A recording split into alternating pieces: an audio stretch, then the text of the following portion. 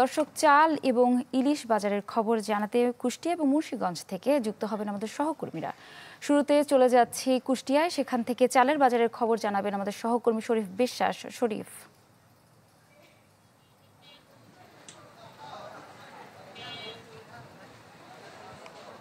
ইপসিতা, আমি এখন রয়েছি কুষ্টিয়ার পৌর বাজারে। বিশেষ করে আমার পিছনে দেখতে পাচ্ছেন একটি চালের দোকান, খুচরা চালের দোকান।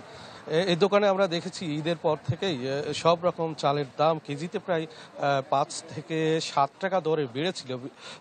যদিও গত 3 থেকে 4 দিন সেই বাজার দর স্থিতিশীল রয়েছে। কিছুক্ষণ আগে আমরা কুষ্টিয়া জেলা চালকল মালিক সমিতির সাধারণ সম্পাদক জয়নাল আবিদিন প্রধানের সাথে কথা বলেছি। তিনি বলেছেন যে এই মুহূর্তে বিশেষ করে চালের বেচা কিনা থেমে গেছে, অর্থাৎ স্থিতিশীল রয়েছে। ক্রেতা কমে গেছে এবং সে কারণে কেনা বেচাও কিন্তু কমে গেছে।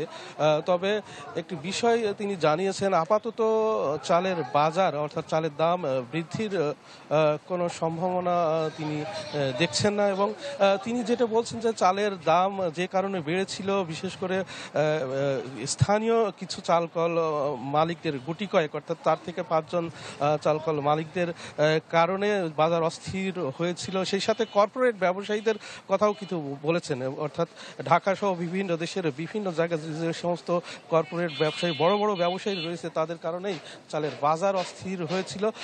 সে কারণেই কিন্তু চালের বাজার কিন্তু বেড়েছে। এই বিষয়ে তিনি তার পরামর্শ যে স্থানীয় প্রশাসন তারা বিষয়টা দেখবেন এবং কি কারণে চালের দাম বাড়ছে সেই বিষয়টিও কিন্তু স্থানীয় প্রশাসনকে খতিয়ে দেখার পরামর্শ দিয়েছেন। এবং আমার পেছনে ঠিক খুচরা একজন বিক্রেতা রয়েছেন, তার কাছ থেকে যেটি জেনেছি, প্রত্যেকটা চালের দাম কিন্তু বিশেষ করে গত ঈদের পরে যে পরিমাণ বেড়েছিল 5 থেকে 7 টাকা কেজিতে, সেটি কিন্তু আপাতত বৃদ্ধির হচ্ছে না, অর্থাৎ বাজার স্থিতিশীল রয়েছে, ক্রেতা সমাগম কিন্তু কম। ইপসিতা, ধন্যবাদ আপনাকে। দর্শক, এবার ইলিশ বাজারের খবর জানাতে মুন্সিগঞ্জ থেকে যোগ দিচ্ছেন শুভ ঘোষ। শুভ। শিয়া বাটার ও ভিটামিন ই সমৃদ্ধ লিলি হালাল বিউটি সোপ, তারুণ্যময় উজ্জ্বল ত্বকের জন্য। ইপসিতা, আষাঢ়ের টানা বৃষ্টিতে কিন্তু কদর বেড়েছে ইলিশের।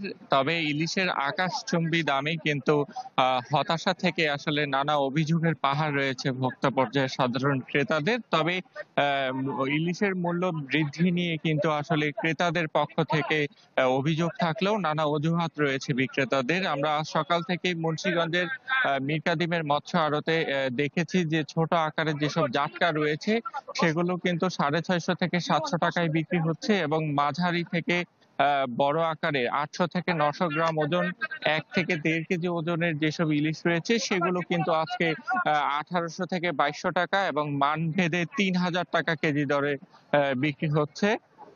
তবে এই যে ইলিশের যে অস্বাভাবিক দাম বেড়েছে সেটি নিয়ে কিন্তু বিক্রেতারা বিভিন্ন অজুহাত দিচ্ছে। তবে যথাযথ বাজার তদারকির যে অভাব রয়েছে সেটি নিয়ে কিন্তু আসলে ক্রেতাদের পক্ষ থেকে ক্ষোভ জানানো হচ্ছে। এখানকার বিক্রেতাদের কাছ থেকে যদি একটু জানি যে হঠাৎ করেই ইলিশের যে বাজার দর সেটি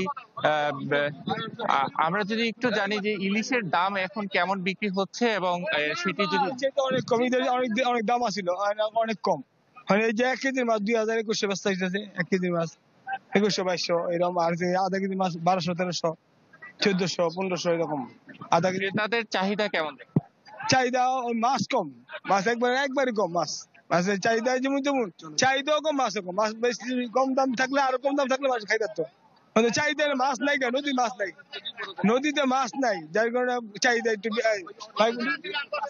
ইলিশের সরবরাহ কমে আসার কারণ অনেক পানি তো নাকি, পানি নাই, পানি না থাকার কারণে পানি মরিচের দাম কম।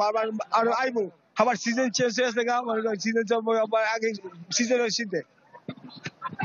আপনি শুনছিলেন বাজারে সরবরাহের ঘাটতি দেখা দেয় কিন্তু ইলিশের যে দাম সেটির উপরে একটি প্রভাব পড়েছে। এবং তবে একটি বিষয় যদি আপনাকে জানিয়ে রাখি, একই বাজারে কিন্তু একই ইলিশ যেখানে একজন ব্যবসায়ী 2200 থেকে 2400 টাকা বা 2000 টাকা বিক্রি করছে, সেই একই ইলিশ কিন্তু অন্য ব্যবসায়ী 2800 থেকে 3000 টাকায় বিক্রি করছে। এতে করে ব্যবসায়ীদের মধ্যে সমন্বয়হীনতার একটি অভাবের চিত্র কিন্তু আমাদের চোখে পড়েছে। সব মিলিয়ে ইলিশের যে বাজারে যে বেচাকেনা সেটি যেমন চলছে, তবে দ্রুত বাজার তদারকির একটি জোরালো তাগিদ কিন্তু রয়েছে। ধন্যবাদ আপনাকে। দর্শক, আমরা সরাসরি যুক্ত ছিলাম কুষ্টিয়া এবং মুন্সিগঞ্জ থেকে।